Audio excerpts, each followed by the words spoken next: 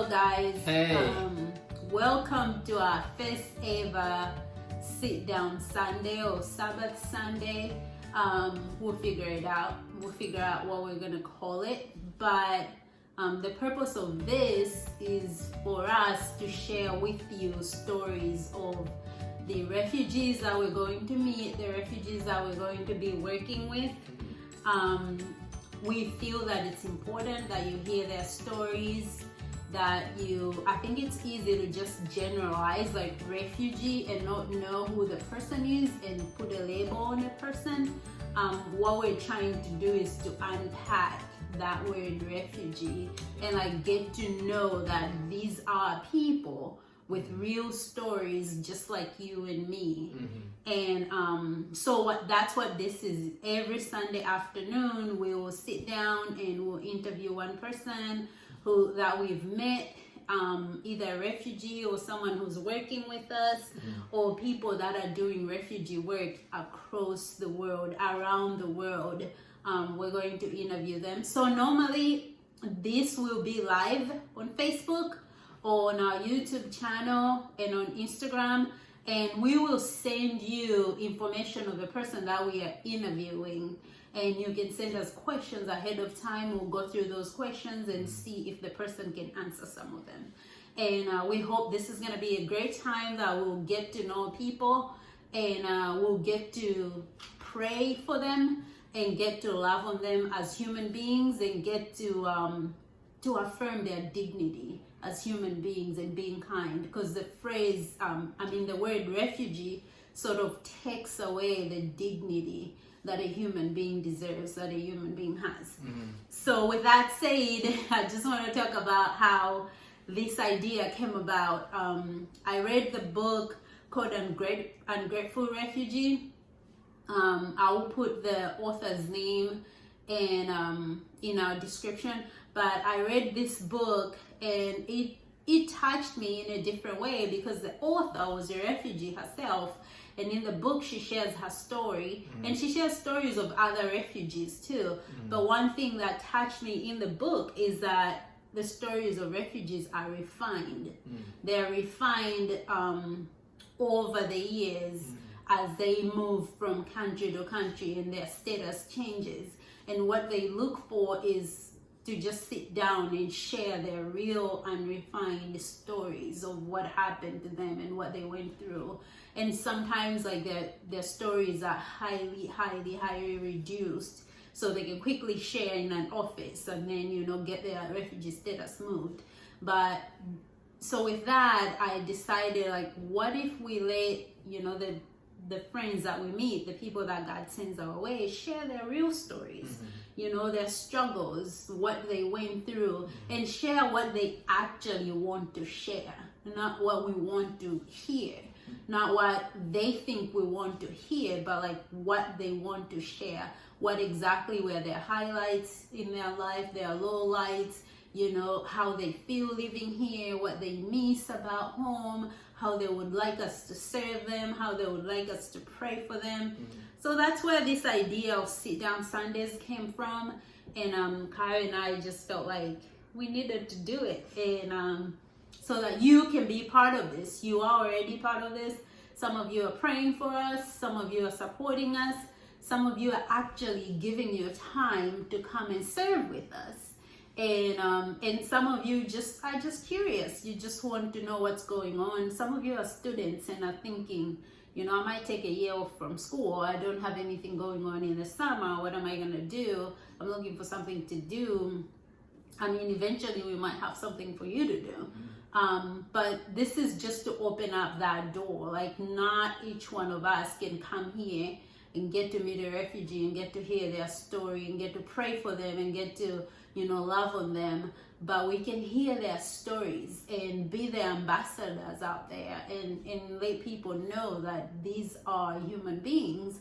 They have names and they have faces, and they need love just like you and me. They're human beings. So that's what this came from, and that's what we're going to do on our sit down Sundays. It's just gonna be raw, authentic stuff. It'll be live. So with that, I just want Kyle to share. Yeah, I just want to share a few things. Many of you already know that God has called us to this place. He called us to High Point, and He called us at a particular time in a particular moment, and not just a place of High Point, but He called us to a group of people, and we felt led to just minister to the refugee community. For so many reasons. Doreen grew up in Malawi, and her dad used to take her and her siblings to the refugee camp, and just to talk to people and gain some perspective and love on people that have gone through some tough times. And for me, God gave me a picture of Revelation 7.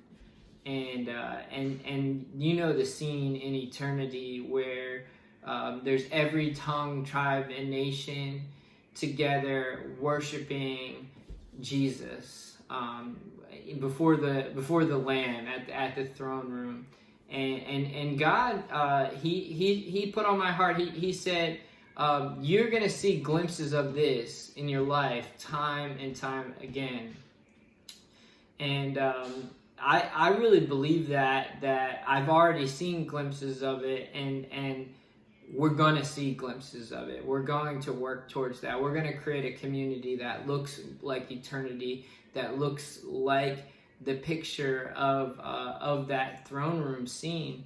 And so that's what we're trying to create here, and that's what we're trying to do. And so with this Sit Down Sunday, what I've seen in my life and what I understand with knowing people from different tribes, tongues, and nations is from my own experience.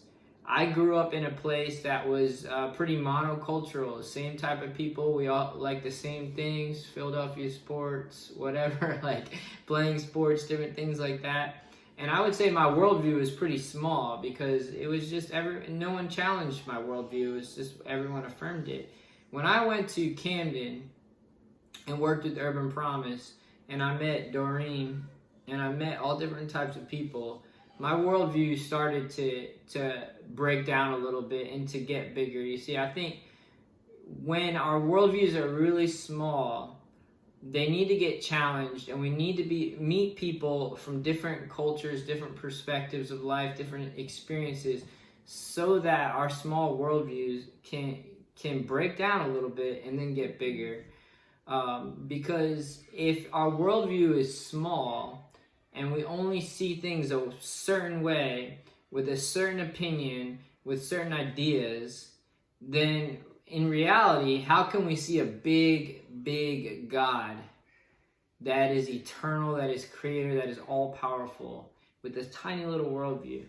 And so my experience in life and my opinion and how I live my life is that in order to see a big God and a big gospel and Jesus working in the entire universe, we need to have a bigger worldview.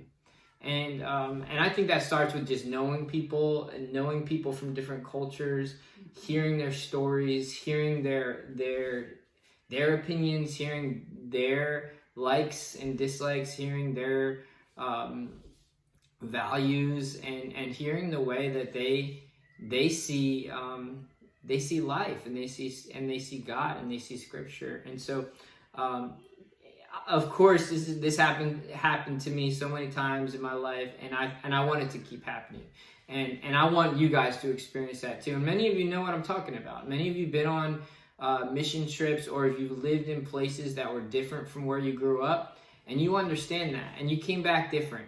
And so I think in this life we're constantly growing. As a Christian, as a follower of Jesus, I want to always be Christ-like. I never want to stay where I'm at. And I'm called to that. I'm called to deny myself and take up my cross daily. And so what that means is that I'm never a finished product, and I have to continue to grow. And so, if I meet people from other cultures and it challenges my thinking on certain things, I welcome that. That's great. I want to be challenged all the time. And I think our life is just it's going to benefit so much from having a diversity of people from all over the world to be with our family. I look at my girls and I think, like, I want them to know people from every continent. I want them to, maybe when they're in college or after college, to be able to say, I want to visit so-and-so's family in China, or I want to go and spend a summer with my family in Malawi, and then maybe go to Somalia, because that's where this family is from that I met and played with. And so that's our vision. Those are our ideals, and it really starts with story.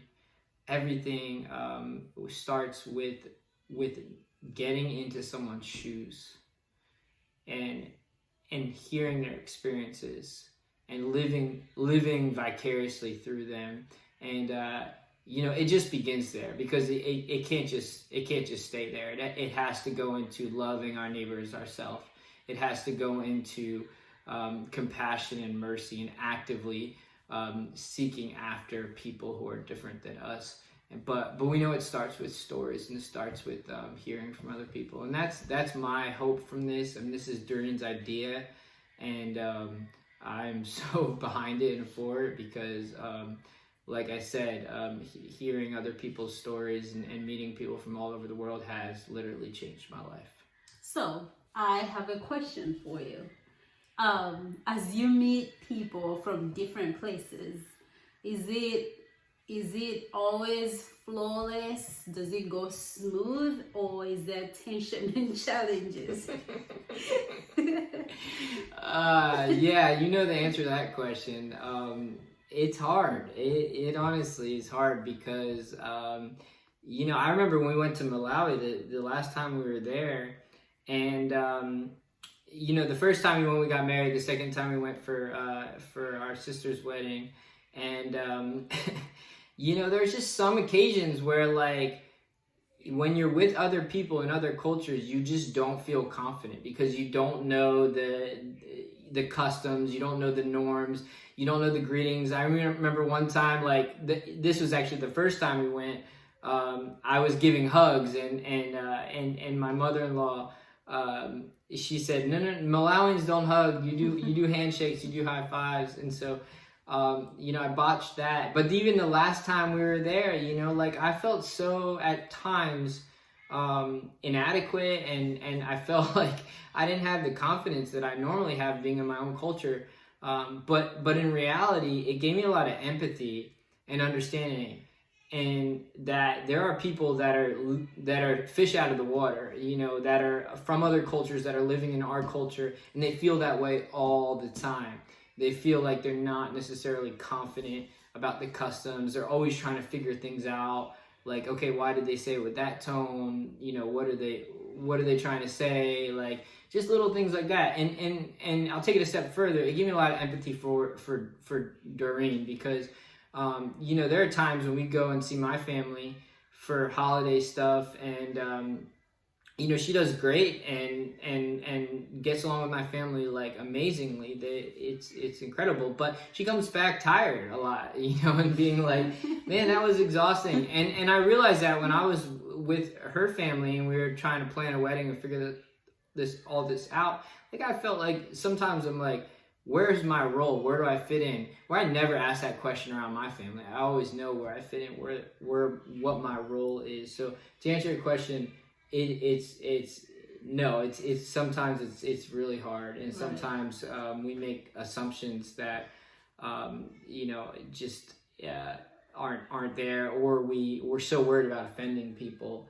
that it makes us freeze. It's certainly easier to be around your own culture all the time, I think. Okay. Yeah. So what's one thing that you can say one can do to keep going in, because for me to meet another African, it doesn't matter where they're from. It's just, oh, hey sister, hey brother, but what's one thing that you can say that let's say from your experiences with me and in Malawi and traveling and working with people from all over the world, within those tensions, what's one thing someone can hold on to keep going, knowing that the work that you're doing obviously is for God, but also knowing that this is a relationship you're cultivating with someone. Yeah, I would say a couple things. One, be comfortable with being uncomfortable. It's okay to fumble through a few phone calls. It's okay if you have people over for dinner and you didn't feel like it went so well, like you were wondering, man, like I don't know if they like us, you know. Like, was I supposed to take off my shoes? Was I supposed to wash their hands? Yeah. Don't overthink it. Honestly, what I think what keeps me going is that relationships take time, and I think we live in a society that just wants everything quick. And honestly, like it takes a lot of time. It takes a lot of meetings, you know. And then, but the sweet part is when you get to that point of like there is some level of comfortability and there's some level of trust. It's incredible because you have relationships with people that are from different parts of the world, and that's it's beautiful. It's eternity. I mean, it's what heaven is gonna look like on earth. And so that's the first thing. And the second thing is that if you look at the example of Jesus in John chapter 1, he says, the Word became flesh and made his dwelling among us. And that means like God incarnated. He literally came down and lived with us. He moved towards us. And again, if as a Jesus follower, like I have to constantly be like, how can I move towards people? How can I jump into their story? How can I pursue them? And so I think that's what drives me all the time is like God met me where I was at while I was still a sinner. And so, for me to pursue relationships with people is for me to like just lay down my own preferences and say like, I want to jump into your story. So those are good answers. Yes. Well, let me ask you a question. You obviously not a refugee, but you came as an immigrant and experienced a whole new culture living in Malawi for most of your life, and came here in 2010 and met a shining prince of which is not why you came, obviously, to minister. But what was it like to come into a whole new culture? What were some of the things that you struggled with, and what were some of the ways that people like helped you out to figure out what's going on here, how to navigate this whole thing? That's a great question. I mean, obviously, we'll be unpacking that slowly as we're doing our sit-down Sundays. But just one thing that constantly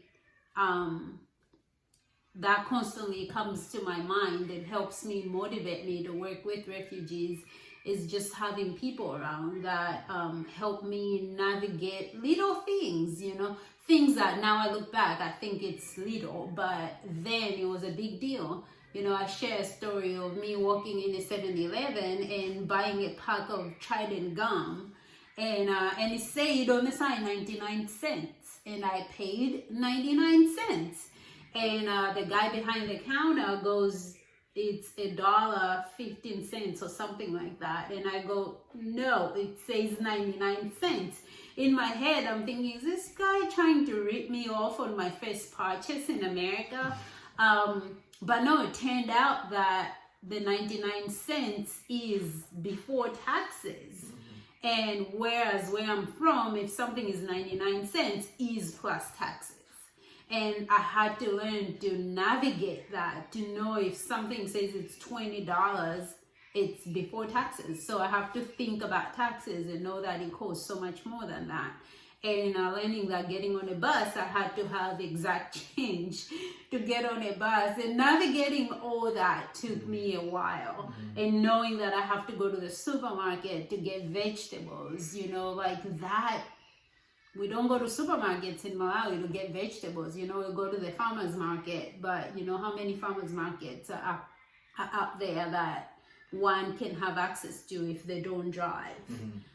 So I had to learn to navigate all that stuff. So it's little things like that that we take for granted, that Americans take for granted every day, that someone who's an immigrant, who's a refugee, is looking for help. I was blessed to have a whole organization behind me and sheltering me and helping me navigate life. I was blessed to have a church that did that, and church members that did that for me, and individuals that pursued me in relationships that helped me with that. And so it's my heart's desire that we become that to other people that are moving and navigating a new culture. So these will be conversations I will be having with not just us, but that was a great question. I have another one. What are some, like, just real quick, we'll end with this because it'll be kind of funny. What are some of your like pet peeves when it comes to people who ask you questions about being from Africa or being from another country? Like, what are some things that are like, maybe you should avoid saying this to people who are coming in this to this country from another place? Whoa, that's a loaded question. Let's see. Don't hold back. I think there's this assumption that everyone who's an immigrant or who has an accent or who doesn't speak English fluently, there's this assumption that they, like, for some reason they're here because they choose to be here. I should say that. I mean, I chose to be here, obviously. Like, I chose to get a visa. I chose to marry an American. I chose to move here and have my kids here and raise my kids here. But refugees do not really have that choice. So there's this assumption of like, you know, I remember one time I was standing in line at Walmart, and there was this guy behind me, and he heard my accent, and he went, "Oh, aren't you so happy to be in America? I bet you weren't happy wherever you were." It's like, maybe you shouldn't have said that, you know? And like, for me, it's a choice, you know? I can choose to you know, move to a different country or to go back to Malawi. This is a choice I make, but for someone who's a refugee, it's not a choice, you know. I remember one of the kids in Atlanta telling me that, you know, I was like, "How is home?" And he said to me, and this is a 7-year-old boy, and he said, "You know, it's not really home, because you know what home is like for me? There's a mango tree in the backyard, and there are birds, and I sit under the mango tree and enjoy the mangoes when it's mango season. That's home for me." So I feel like that assumption is almost like, because these people are trying to figure it out. Like, America is not yet home for them, and they're trying to make it home. And to make that assumption, it's almost like, well, you know, like, be kind. You know, I guess that's what I'm trying to say. Like, be kind, don't make assumptions. It's okay to bite your tongue a little bit and just hold it and get to know people. Yeah. When you get to know someone, it's easy to crack jokes and ask sensitive questions like that. It's not that I'm sensitive. Well, I am to certain things, but we would love to share our stories. Like, refugees love to share their stories. Immigrants love to share their stories. But when you make assumptions, then there's no room for those stories to be heard. Amen. I guess that's it. No, that's great. And we're all gonna put our foot in our mouth, so to speak, once in a while. But I think that's a good word, is just to not make assumptions about people's lives here or their lives back home. To ask questions, listen with humility. I think that's the best thing that you can do. All right, so we're gonna end our episode right here, and tune in again next week. We'll probably be just us again, or we'll probably have a guest. We don't know yet, but tune in again next week. It'll probably be live and not recorded like this.